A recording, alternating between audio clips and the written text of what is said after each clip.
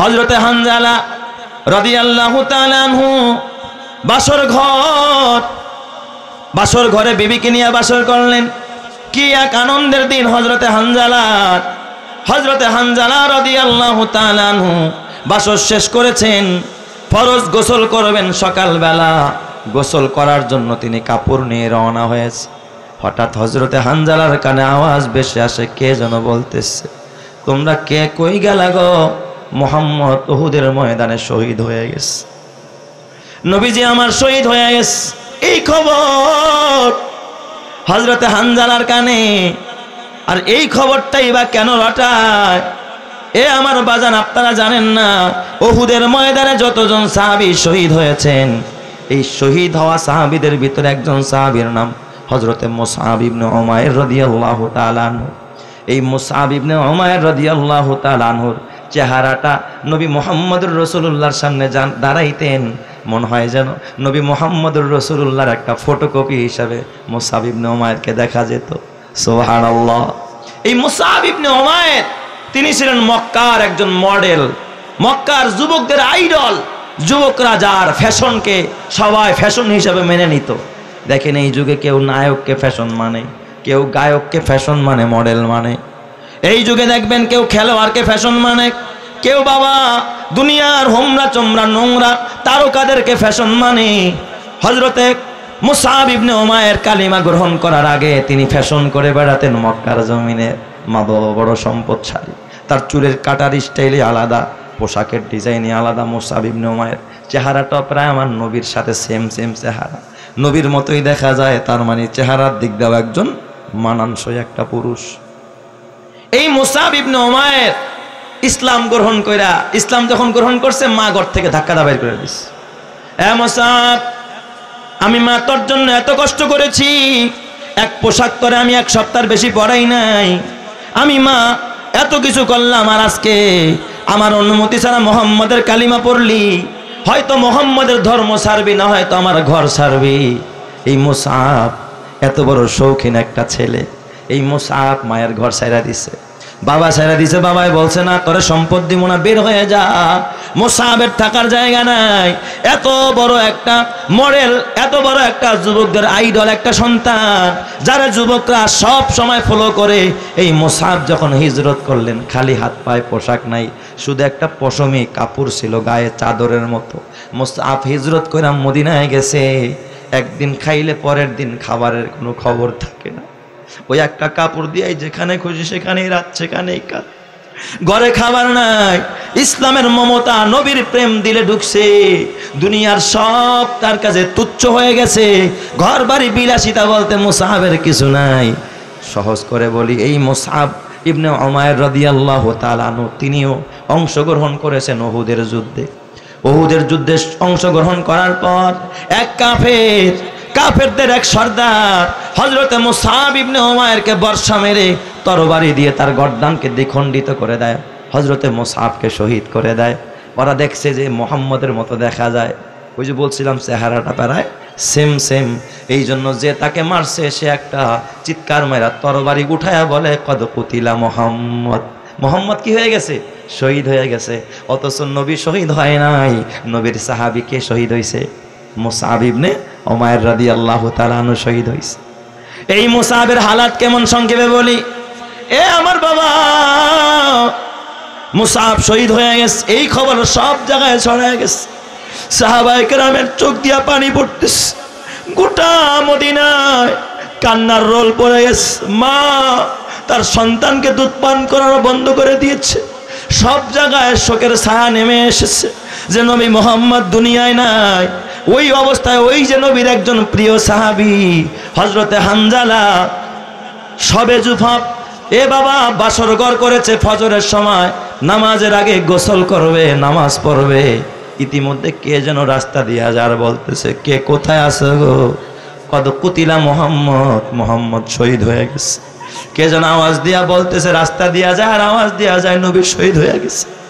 হযরতে হানজালা গায়ের থেকে কাপড়গুলো ফেলে দিয়ে ডাক দিয়া কা বিবি গো বিদায় দে বিদায় দে, নবী আমার দুনিয়ায় নাই, নবী শহীদ হয়ে গেছে, আমি আর ঘরে থাকবো না, উহুদের ময়দানে যাই, তরবারিটা দিয়ে জিহাদ করার জন্য যাই।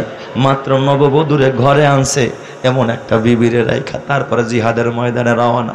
বিবি পিছন থেকে ডাক দিয়া কয় স্বামী আমার, এই অবস্থায় আপনি যাবেন না, আপনি জুনুবি, আপনি নাপাক, গোসল ফরজ হয়ে গেছে, গোসলটা করে তারপরে যান। হযরতে হানজালা ডাক দিয়া কয় বিবি গো, যেই জমিনে নবী নাই আমি গোসল করব কার জন্য? গোসল করার সময় নাই, নিজের চাহিদা কি করব? আগে উহুদে যায়, নবীজি আমার শহীদ হয়ে গেছে। হযরতে হানজালা ধারালো তরবারিটা নিয়ে ডাক দিয়া কয় বিবি আমার, চিন্তা করিস না, দেখা হবে জান্নাতের সিঁড়িতে। এই কথা বইলা তরবারি নিয়ে হযরতে হানজালা উহুদের ময়দানে ঝাঁপায়। উহুদের ময়দানে গিয়া হযরতে হানজালা বীর বিক্রমে যখন যুদ্ধ আরম্ভ করেছে, যুদ্ধ করতে করতে কাফেরদের ভিড়ের মধ্যে ঢুকে গেছে।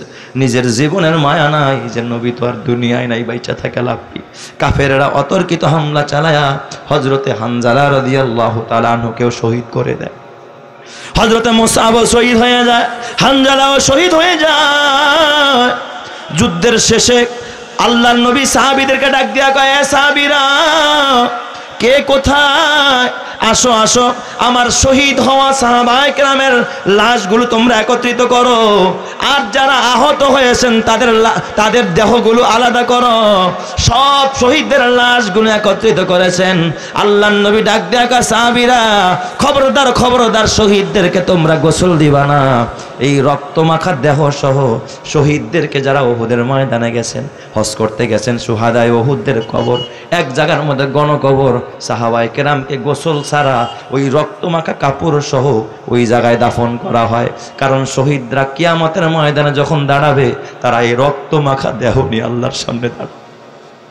আল্লাহ যদি জিজ্ঞেস করে তোর গায়ে রক্ত কেন, এই শাহাদাতের রক্ত, সেদিন আল্লাহর আদালতে সাক্ষী দিয়ে দিবে, আল্লাহ এই রক্ত তোমার লিইলায়ে কালিমাতিল্লাহ, তোমার দ্বীনের জন্য এই রক্ত ঝরাইছে। আল্লাহু আকবার, জোরে বলেন আল্লাহু আকবার। হযরতে হানজালা তার বিবি একটা বুরখা পইরা যখন ওই শহীদদের লাশ একত্রিত করা হয়, নবীজি বললেন সবাইরে দাফন করে দাও, গণকবর করা হয়েছে। নবীজি সেখানে গিয়া ও যখন এই হুকুম দিলেন, বুরকা পরা এক মহিলা নবীকে ডাক দেয়া কয়, ইয়া রাসূলুল্লাহ, ইয়া হাবিবাল্লাহ, সব সাহাবীদেরকে গোসল ছাড়া দাফন করবেন, কিন্তু আমার স্বামী হযরতে হানজালা, তারে কিন্তু আপনি গোসল ছাড়া দাফন করেন না। তার উপরে ফরজ গোসল ছিল, আমি বলছিলাম গোসল করে যাইতে, কিন্তু সে বলছে যে এই জমিনে নবী নাই, আমার বাইটা থাকে আল্লাহ নাই, আমি আর গোসল করতে চাই না। হানজালা তো নাপাক অবস্থায়, গোসল ছাড়া আর তার দাফন দিয়েন না। নবীজি আমার সাহাবীকে ডাক দেখা, সাহাবীরা জলদি যা দেখ আমার হানজালার লাশটা কোথায়, হানজালার লাশটা আলাদা কর, হানজালারে তোরা গোসলের ব্যবস্থা কর। সাহাবায়ে কেরাম একটা একটা করে লাশ খুঁজে দেখে, কোথাও হানজালার লাশ নাই। আল্লাহু আকবার, জোরে কোন সবাই। কয় তাইলে দেখ, আহত ব্যক্তিদের মাঝে খুঁজে দেখ হানজালা কি আহত হলো কিনা, সেখানেও কি হানজালারে পাওয়া যায় কিনা, সেখানেও হানজালারে পাওয়া যায় না। আহতদের মধ্যেও নাই, শহীদ যারা হয়েছেন তাদের মধ্যে হানজালা নাই। নবী আমার হয়রান, ব্যাপারটা কি, হানজালা শহীদ হইল কিন্তু লাশ কেন পাওয়া যায় না? নবী বারবার আকাশের দিকে তাকায়, আল্লাহ তাআলা জিব্রাইল পাঠায় দেয়, জিব্রাইলের মাধ্যমে আল্লাহ জানায় দেয়, হাবিব আমার আপনার চিন্তা করতে হবে না, হানজালার জন্য পানির ব্যবস্থা করতে হবে না, এই জমিনে আপনার হানজালাকে গোসল দিতে হবে না, এই জমিনে আপনার হানজালাকে এই জমিনের নরমাল পানি দিয়া হানজালাকে গোসল দেওয়া লাগবে না, আপনার হানজালার আকাশের ফেরেশতারা আকাশে উঠায়া জান্নাতের পানি দিয়া আপনার হানজালারে গোসল দিয়া দিছে। চিৎকার মেরে কন্না আল্লাহু আকবার, আর জোরে বলেন আল্লাহু আকবার। কিছুক্ষণ পরে সাহাবায়ে কেরামকে নবী বলেন, দেখো তো আবার তালাশ করো। তালাশ করতে করতে দেখে মাঝখানে হানজালার লাশ। হানজালার চুল বেয়ে বেয়ে, দাড়ি বেয়ে বেয়ে যেন জান্নাতের খুশবু ছড়ায়, আর ওই জান্নাতের পানিগুলো টপ টপ করে জমিনে পড়তেছে। এটা নবীর প্রেম, বিবির প্রেম জায়গা দেয় নাই, সন্তানের প্রেম দিলে নাই। এটা ছিল সাহাবায়ে কেরামের নবীর প্রেম। ওই দিক দিয়া মুসআব ইবনে উমাইর রাদিয়াল্লাহু তাআলা আনহু যেই মুসাব ছিলেন মদিনার ভিতরে, মক্কার ভিতরে সকল যুবকদের আইডল, তার পোশাক ছিল সবার জন্য অনুকরণীয়। যে খুশবু মাখলে এমন খুশবু মাখতো, সবাই জিজ্ঞাসা করতো মুসাবের খুশবুটা কোন কোম্পানির, এই কোম্পানিটা আমিও ব্যবহার করব। এই হজরতে মুসাব, নবী কয় মুসাবরে তোমরা দাফন করে দাও। হজরতে মুসাব ইবনে উমাইরকে দাফন করতে গেছে, কাফন পরাবে, গায়ের কাপড় দিয়া, তার গায়ে পোশাক ছিল মাত্র একটা পশমি চাদর। এই চাদর দিয়া যখন তাকে ঢাকতে যায়, দেখে মাথা ঢাকলে পা খালি হয়ে যায়, আর পা ঢাকলে মাথা খালি হয়ে যায়। সাহাবায়ে কেরাম কাঁদতেছে, এখন তারে কি দিয়ে আমরা দাফন করব? নবীজির কাছে গিয়া কয়, ইয়া রাসূলুল্লাহ, ইয়া হাবিবাল্লাহ, যেই মুসাব এত ধনীর সন্তান, যেই মুসাব সপ্তাহে সপ্তাহে পোশাক চেঞ্জ করতো, আপনার মহব্বতে দিনের কারণে আজকে সেই মুসাবের গায়ে এক চাদর, কিন্তু এটা দিয়া মাথা ডাকলে পা খুলে যায়। নবীজি বলেন, এই মুহূর্তে আমরা মুসাবরে কেমনে কাফন পড়াবো? নবী কয়, আমার মুসাবের মাথার অংশ ঢাইকা দাও, আর পায়ের উপরে ইজখির নামের ঘাস দিয়া ঢাইকা দাও, পাতা ঘাস দিয়া, লতা পাতা দিয়া ঢাইকা দাও। ওই অবস্থায় ইজখির নামক ঘাস দিয়া হজরতে মুসাবের পা দুইটা ঢেকে দেওয়া হয়, এবং মুসাবের মাথাটা ওই একটা পুরান চাদর দিয়া মোড়ায়া তারপরে মুসাবকে কবরে নামানো হয়। এ আমার বাবা, তাদের ভিতরে ছিল নবী প্রেম। আজও যখন হাজিরা ওই মক্কায় যায়, মদিনায় যায়, সুহাদায়ে উহুদের কবরের সামনে দাঁড়াইলে এমন কোন হাজি নাই চোখে পানি আসে না। সাহাবায়ে কেরামের সেই ত্যাগ আর কোরবানির বদৌলতে আজকের এই ইসলাম আমাদের মাঝে এসেছে। আমরা তো এই মাদ্রাসা চালাই আসহাবে সুফফার একটা শাখা, যে আসহাবে সুফফার ওই শাখার ভিতরে আমার বাবা সাহাবায়ে কেরাম একের পর এক দিন শিখেছে। তোমার হাতে পায়ে ধরা বলি, রে বাবা কবরে যেতে হবে, ওই কবর কিন্তু তোমার আমার অপেক্ষায় আছে। একটা ছোট্ট সাহাবীর কথা বলে আমি আপনাদের কাছ থেকে বিদায় নিব। আল্লাহর নবীর এক সাহাবী, ছোট্ট সাহাবী, নবীজি জিহাদের ময়দানে যায়, আল্লাহর নবীর সাথে সাহাবায়ে কেরাম জিহাদের ময়দানে যায়। ওই সাহাবীর একটা ছোট্ট বাচ্চা ছিল, 7 বছর বয়স, খেজুর গাছের গোড়ার মধ্যে দাঁড়ায় রয়েছে, যে আমার বাবাই জিহাদের ময়দানে যায়, আমার বাবাই তো আমারে বলে যায় না। সকালবেলা বাবা জিহাদের ময়দানে যায়, বিকেলবেলা সন্ধ্যাবেলা আল্লাহর নবী যখন ওই পথ দিয়া ফিরতেছেন, এই ছোট্ট বালকটা বিকেল পর্যন্ত ওই জায়গায় দাঁড়ানো, এই ছোট্ট সাহাবী দাঁড়ানো, দেখতেছে নবী একা ফিরতেছে, কিন্তু আমার বাবা তিনি তো আর এই পথ দিয়া ফেরে না। নবীজির কাছে গিয়া জিজ্ঞাসা করেন, ইয়া রাসূলুল্লাহ, ওগো নবীজি, আমার বাবা সেই যে সকালবেলা আপনার সাথে জিহাদের ময়দানে গেল, আমার বাবা কেন এখনো ফিরে নেই? আমার বাবা কোথায়? বলে, তোমার বাবার নাম কি?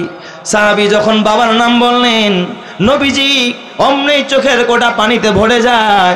নবীজি আকাশের দিকে তাকায়া যেন চোখের কোটা পানিতে ভরে যায়। আল্লাহকে ডাক দেয়া, আল্লাহ, এই ছোট্ট বালকটার আমি কি জবাব দিব যে তোমার বাবা শহীদ হয়ে গেছে? এখন যদি বলি তোমার বাবা যুদ্ধে শহীদ হয়ে গেছে, তাইলে তো এই বাচ্চাটা ক্রন্দন করবে।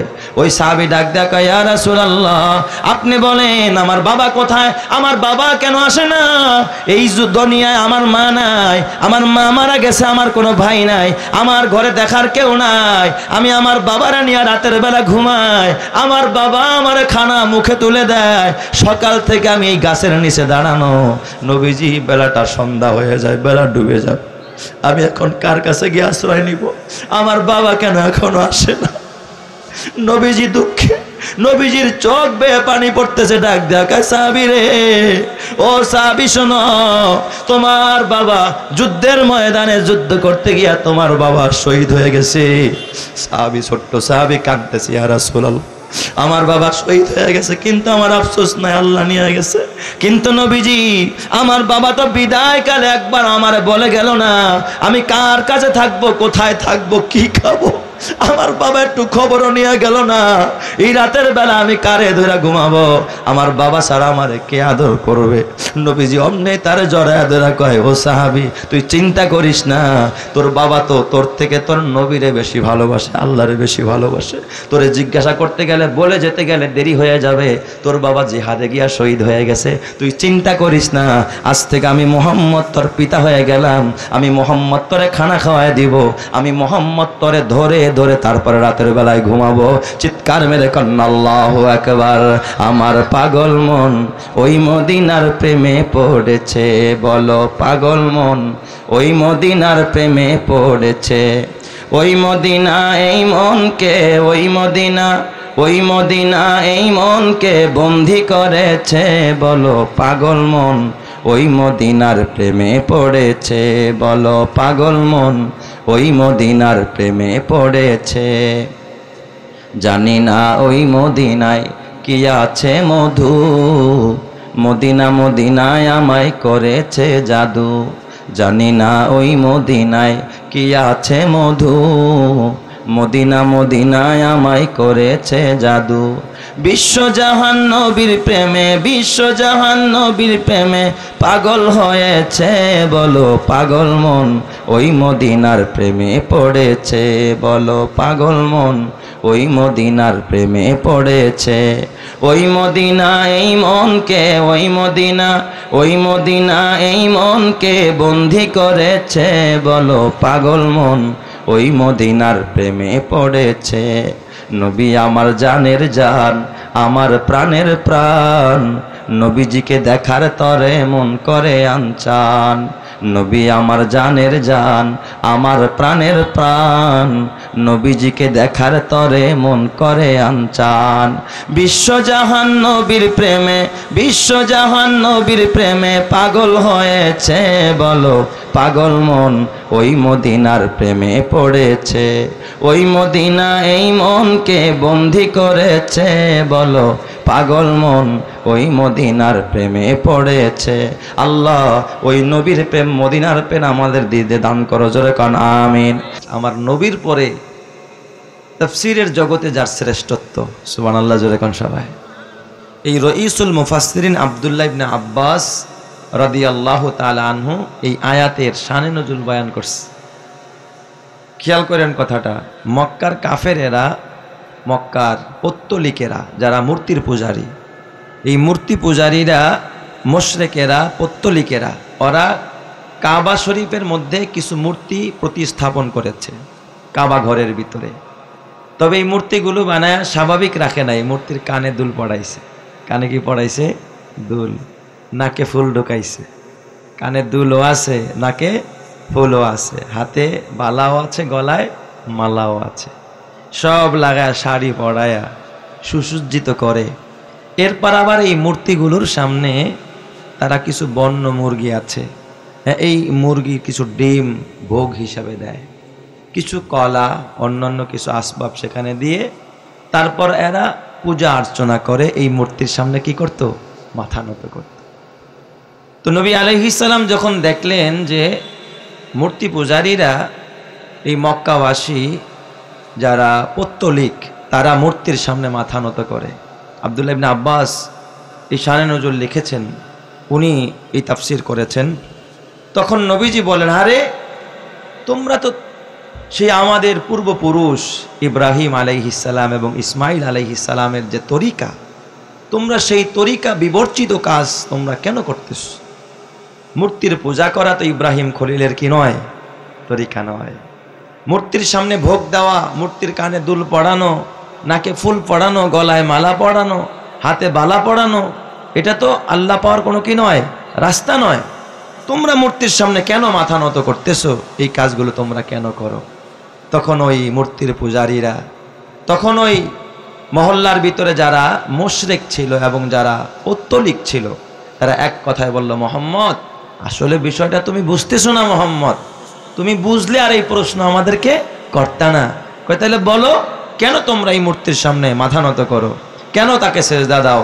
তখন তারা একটা জবাব দিল, মোহাম্মদ আসলে তো আমরা যদিও মূর্তির সামনে মাথা নত করি, মূর্তিরে পূজা দেই, মূর্তির নাকে ফুল পড়াইছি, কানে দুল পড়াইছি, গলায় মালা, হাতে বালা, এরপরে এই যত যা কিছু পূজা অর্চনা করি, এটা তো আমরা মূর্তিকে পাওয়ার জন্য না, আমরা তো পাওয়ার জন্য কাকে?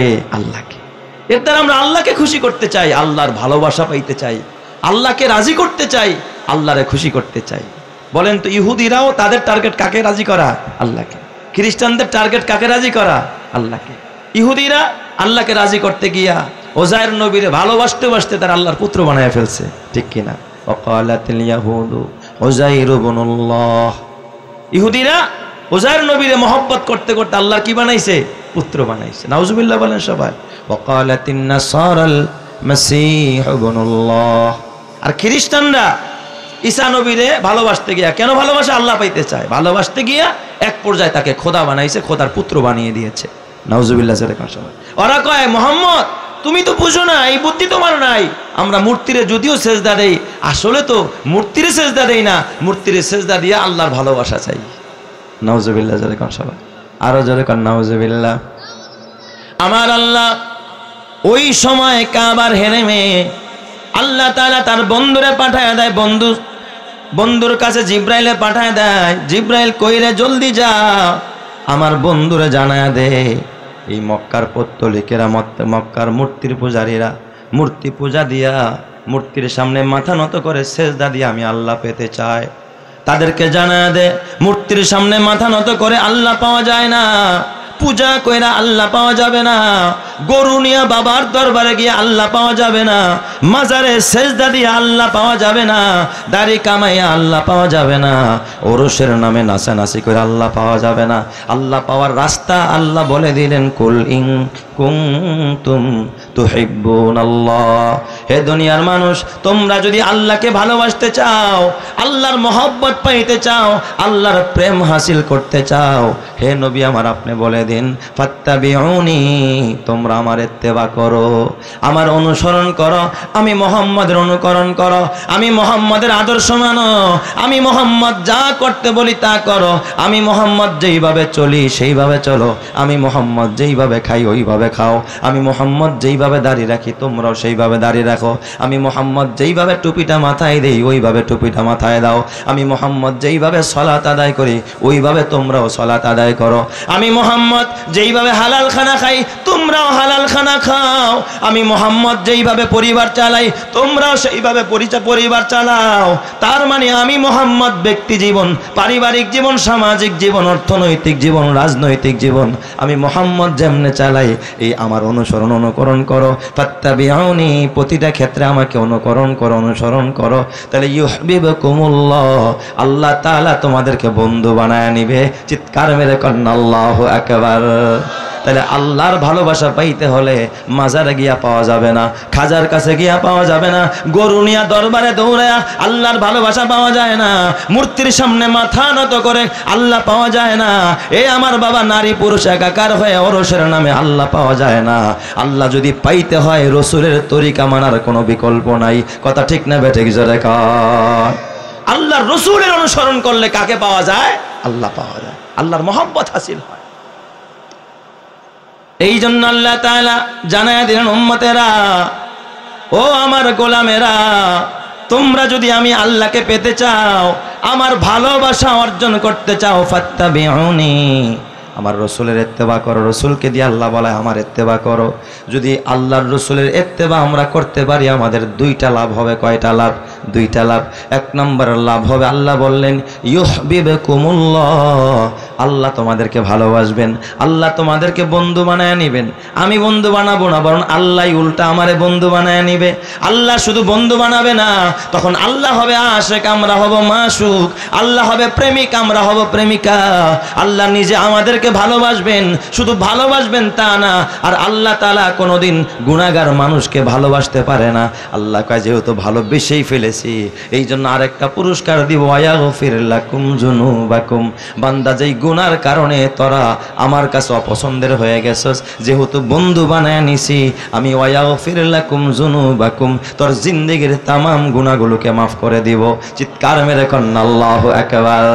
আয়ে খুজ দিলুস কি আয়ে ইলাহি, আয়ে খুজ দিলুস কি আয়ে ইলাহি, মান লাহু জাদুন কলিল, মুখলিসান বিসসিদকিয়াতি ইনদা বাবিক ইয়া জলিল, জামবুহু জামবুন আযীমুন ফাগফিরিজ জামবাল আযীম, জামবুহু জামবুন আযীমুন ফাগফিরিজ জামবাল আযীম, ইন্নাহু শাখসুন গরীবুন মুজনিবুন আবদুন জলিল, আইনা মূসা আইনা ঈসা আইনা ইয়াহইয়া আইনা নূহ, আইনা মূসা আইনা ঈসা আইনা ইয়াহইয়া আইনা নূহ, আইনা ইয়া সিদ্দিক আফিন তু ইলাল্লাহিল গফির। তাইলে বলেন তো আল্লাহর রাসূলের ইত্তেবা করলে আপনার আমার জিন্দেগীর গুনাহ মাফ করে আপনাকে আমাকে পবিত্র বন্ধু বানায় নেবেন যিনি তিনি কে? ইত্তেবা করতে হবে রাসূলের, অনুকরণ করতে হবে কার? রাসূলের অনুকরণ করতে হবে। এ আমার বাবা, সাহাবায়ে কেরাম রিদওয়ানুল্লাহি তাআলা আলাইহিম আজমাইন আল্লাহর নবীকে কতটা ভালোবাসতেন, কতটা মহব্বত করতেন। এক সাহাবী আল্লাহর নবীর সামনে গিয়া দাঁড়ায়া বলে, মাতাসসা ইয়া রাসূলুল্লাহ, ওগো নবীজি কিয়ামত কবে হবে? এই একই প্রশ্ন সাহাবী কয়েকবার করলেন, তাকরার করলেন। নবীজি এক পর্যায়ে নবীজি বললেন, ওয়ামা আ'দাত্তা লাহা, ও সাহাবী তুমি বারবার আমাকে প্রশ্ন করতেছো কিয়ামত কবে হবে। কিয়ামত তো হবে ঠিক আছে, কিন্তু কবে হবে এই প্রশ্ন তুমি আমাকে বারবার করতেছো, একই কথা বারবার রিপিট করতেছো কেন সাহাবী? এর জন্য তুমি কি প্রস্তুতি নিয়েছো? তোমার কোনো প্রস্তুতি আসেনি। ওই সাহাবী কেঁদে দিয়ে বলে, ইয়া রাসূলুল্লাহ, নবীজি আমার কোনো প্রস্তুতি নাই, তবে নবীজি আমার কাছে দুইটা জিনিস আছে। নবীজি বললেন, সেই দুইটা জিনিস কি? কয় আমার কাছে এক নাম্বার, ইন্নী উহিব্বু রাব্বি আল্লাহ, আমি আমার রব আল্লাহরে ভালোবাসি। সুবহানাল্লাহ বলেন সবাই। একটা হাতিয়ার আমার কাছে আছে, আমি আমার রব আল্লাহকে কি বাসি? ভালোবাসি। ইন্নী উহিব্বু রাব্বি আল্লাহ, আমি আমার রব আল্লাহকে ভালোবাসি। আমার আরেকটা হাতিয়ার, ওয়া ইন্নী উহিব্বুকা ইয়া রাসূলুল্লাহ, ওগো নবীজি আরেকটা হাতিয়ার হলো আপনাকে ভালোবাসি। হযরত আনাস ইবনে মালিক বলেন, এই কথা শুইনা নবী যেই উত্তরটা দিয়েছেন, এই উত্তরে সাহাবায়ে কেরাম এত খুশি হয়েছে, জীবনে সাহাবায়ে কেরাম নবীজির অন্য কোনো কথা এত খুশি হয় নাই। নবীজি তখন ডাক দিয়া বললেন, আল মারউ মা মান আহাব্বা, এ সাহাবী তুমি যাকে ভালোবাসো তার সাথেই তুমি জান্নাতে থাকবা, তার সাথেই তোমার হাসর হয়ে যাবে। যার সাথে যার মহব্বত তার সাথে তার কিয়ামত। এ সাহাবী তুমি যাকে ভালোবাসো তার সাথেই তোমার হাসর হবে। তুমি আল্লাহকে ভালোবাসো, রাসূলকে ভালোবাসো, কসম আল্লাহর কিয়ামতের ময়দানে তুমি আল্লাহ ও আল্লাহর রাসূলের সাথেই জান্নাতে থাকবা। চিৎকার মেরে কন্না আল্লাহু আকবার। হর লাহজা হে মুমিন কি নাই শান নাই আন, हर लहजा है मोमिन की नई शान नई आन, गुफ्तार में किरदार में अल्लाह की बुरहान, गुफ्तार में किरदार में अल्लाह की बुरहान, गफ्फारी क़ह्हारी क़ुद्दूस व जबरूत, ये चार अनासिर हो तो बनता है मुसलमान, ये चार अनासिर हो तो बनता है मुसलमान। उल्फत में बराबर के वफा हो के जफा हो, उल्फत में बराबर के वफा हो के जफा हो, हर चीज़ में लज्जत है अगर दिल में मज़ा हो, हर चीज़ में लज्जत है अगर दिल में मज़ा हो। ज़ोर ज़ोर कन्ना अल्लाहु अकबर। ए আমার বাবা, এই জন্য নবী আমার হাদিসে বলেন, লা ইউমিনু আহাদুকুম হাত্তা আকুনা আহাব্বা ইলাইহি মিন ওয়ালিদিহি ওয়া ওয়ালাদিহি ওয়ান নাসি আজমাইন। নবীজি বলেন, ততক্ষণ তোমরা কামেল মোকাম্মল মুমিন হতে পারবে না যতক্ষণ তোমরা আমি নবীর মহব্বত তোমাদের ভিতরে, তোমাদের সন্তান, তোমাদের মা বাবা, তোমাদের ধন সম্পদ সব কিছু থেকে আমি নবীর মহব্বত তোমাদের দিলে বেশি না হবে। আমি নবীকে যতক্ষণ বেশি ভালোবাসতে না পারবা ততক্ষণ কামেল মুমিন হতে পারবা না। অতএব কামেল মুমিন যদি আপনি হতে চান, সবচেয়ে বেশি ভালোবাসতে হবে নবী মুহাম্মদুর রাসূলুল্লাহকে, এতে কোনো সন্দেহ নাই। কি বলেন, আছে নাকি? বলেন তো সাহাবায়ে কেরাম নিজের জীবনকে বেশি ভালোবাসছেন আমার নবীকে? কথাটা আস্তে হয়ে গেছে। সাহাবায়ে কেরাম নিজেকে ভালোবাসছে বেশি না নবীকে ভালোবাসছে? নিজের স্ত্রীকে বেশি ভালোবাসছে না নবীকে বেশি ভালোবাসছে? সাহাবায়ে কেরাম নিজের ছেলেকে সন্তানকে বেশি ভালোবাসছেন আমার নবীকে? আল্লাহর নবীর একজন সাহাবী হযরতে হানজালা রাদিয়াল্লাহু তাআলা আনহু, যিনি উহুদের ময়দানে শহীদ হয়েছেন, এই হযরতে হানজালা রাদিয়াল্লাহু তাআলা আনহু কেমন একজন বিখ্যাত সাহাবী ছিলেন হযরতে হানজালা। কালিমা পড়ার পরে নবীর দরবার ছাড়ে না, নবীর দরবার থেকে দূরে যায় না। এই হানজালা জীবনের চাইতে আমার নবীর মায়া কত বেশি। হানজালা একদিন বের হইয়া, ঘর থেকে বের হইয়া রাস্তা দিয়া হাঁটে যেন পাগল পারা হইয়া। হানজালা বলতেছে, না ফাঁকা হানজালা, কে কোথায় গেলা গো? হানজালা তো মুনাফিক হয়ে গেছে। পথিমধ্যে সিদ্দিক আকবরের সাথে সাক্ষাৎ, আবু বকরের সাথে সাক্ষাৎ।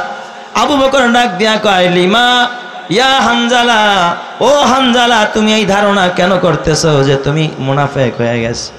হযরতে হানজালা বললেন, ওগো ভাই আবু বকর, নবীর দরবারে থাকলে দিলটা বড় নরম হয়ে যায়, নবীর কথা শুনলে চোখে পানি আসে, দিলটা আমাদের বিগলিত হয়ে যায়। ঘরে যখন যায় তখন দুনিয়ার চিন্তা আসে, সম্পদের চিন্তা আসে, বিবির চিন্তা আসে, সন্তানের চিন্তা আসে। তখন অন্যান্য ফেকেরে চলে যায়, নবীর কথা ভুলা যায়, আখেরাতের কথা ভুলা যায়। নবীর দরবারে গেলে আখেরাতের কথা মনে পড়ে, আর ঘরে গেলে বিবি বাচ্চার কথা, দুনিয়ার কথা, সম্পদের কথা মনে পড়ে। তাহলে একটা মানুষের এক জায়গায় এক হালাত, আরেক জায়গায় ভিন্ন হালাত, এর নামেই তো মুনাফিক। অতএব আমি হানজালা মুনাফিক হয়ে গেছি। আবু বকর ডাক দিয়া কয়, ও হানজালা, এই হালাত তো আমি আবু বকরেরও, শুধু তোমার না, এই হালাত তো আমারও হয়। তাইলে হানজালা চলো আমরা দুইজন মিলে রহমতে আলম নবীর কাছে যাই। হযরতে হানজালা রওনা, নবীজির কাছে যায় বলতেছি, ইয়া রাসূলুল্লাহ, নাফাকা হানজালা, হানজালা তো মুনাফিক হয়ে গেছে। নবীজি ডাক দিয়া বললেন, ও হানজালা, কোন জিনিস তোমাকে মুনাফিক বানায়? কিভাবে তুমি মুনাফিক হইলা আমারে বলো। হানজালা ডাক দিয়া কয়, ইয়া রাসূলুল্লাহ, আপনার দরবারে থাকলে আমার দিলের হালাত একরকম, ঘরে গেলে আমার দিলের হালাত ভিন্ন রকম, মসজিদে গেলে মন একরকম হয়, বয়ানে গেলে একরকম হয়, মেয়ের বিয়ের সময় মনটা অন্যরকম হয়ে যায়। নবীজি, তাহলে তো আমার হালাত একরকম থাকে না, আমি তো মুনাফিক হয়ে গেছি। নবী আমার ডাক দিয়া কয়, হানজালা, ও হানজালা, এর নাম মুনাফিকি না, এর নাম নেফাকি না। ও হানজালা শোনো, এর নাম নেফাকি না, বরং নেফাকি হলো ওইটা যে জিহাদের ময়দানে ডাক আসছে, কিন্তু জিহাদের ময়দান থেকে সে ফিরে গেছে, ধোঁকাবাজি করেছে। ও হানজালা শোনো, আমি নবীর দরবারে, আমি নবী বিয়ে করে, এটাও আমার সুন্নত। আমি নবীর সন্তান আছে, সন্তান পালি, এটাও আমার সুন্নত। আমি নবীর সংসার আছে, ঘর আছে, এটাও আমার সুন্নত। আমি নবী সংসার চালাই, এটাও আমার সুন্নত। সব ছাইরা দিয়া তারপরে বৈরাগ্য হওয়া, এটা কিন্তু ইসলামের বিধান না। হানজালা শুনে রাখো, এটাও করতে হবে, ওটাও করতে হবে, এর নাম নেফাকি না, বরং মুনাফিক তারা যারা আল্লাহর হুকুম না মাইনা, মুখে বলে একটা, ভিতরে রাখে আর একটা। জিহাদের ময়দান থেকে যারা পালায়ন করে, তারাই হলো বড় মুনাফিক। কথা ঠিক না বেঠিক? জোরে কর।